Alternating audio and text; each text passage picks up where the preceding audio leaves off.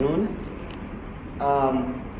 research project is about reducing disparities in inclusive education for children with selective mutism in Uganda. Coming to Fulbright, I was looking at inclusive education and Uganda, but then I realized there was a lot of things. So during my journey, I zeroed down to only selective mutism.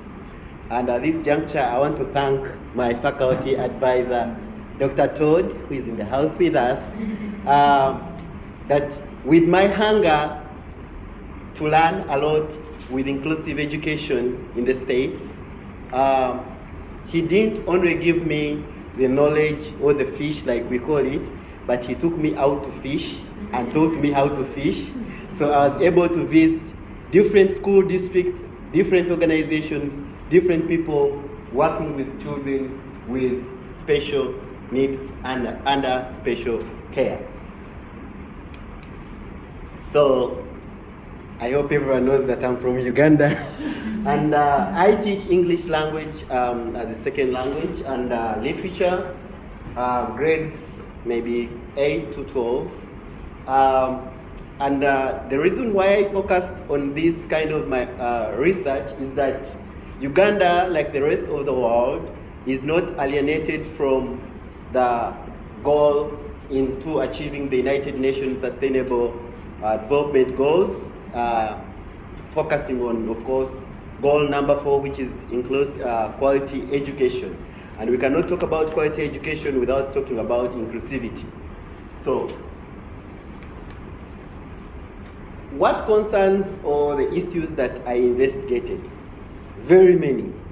But with the focus to my project, I looked at the community perceptions as some of the things that play a role in shaping the education experiences, especially with children with selective mutism in Uganda.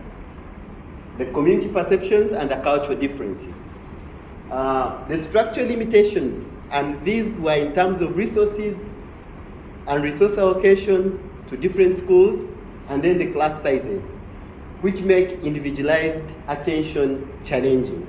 Because however much I appreciate the IEPs in the States, when I look at the schools back home, I think anyone with a class this small would be the most happiest, because some people have classes of 250. So even if students are on IEPs, and yet we don't have these paraprofessionals and everything, you're running the show. How do I run a show of 250 students, and yet I have, let's say, 100 students on IEPs? It will be difficult for me to really make sure that their goals are achieved. The other thing was that selective mutism is misunderstood sometimes as stubbornness and lack of discipline. And of course, it's a cultural perception back home. They'll be like, I think this student is joking, he's stubborn, that's why he does not want to talk. You will talk, someone can even slash a kid. So, but of course, I looked at, of course, how discouraging the parents, the teachers from seeking, it stops some of the teachers and parents from seeking the appropriate interventions, and of course, fearing judgment. Like, how will they take my kid? That my kid can't talk, my kid has a problem. But of course, teacher training and awareness in Uganda also continues to present challenges in providing equitable education with children with selective mutism. We are lacking in terms of being empowered, knowing and getting self-aware of the existing problems in our society to be able to tackle them. Maybe if teachers were aware and trained, then we would do away with some of the things in our society. But of course, I would love to say that Uganda has made strides towards inclusive education over the years, of course, largely influenced by the international frameworks, such as the UNESCO Salamaka Statement. What did I do? Very simple. I read different literature reviews about inclusive education practices.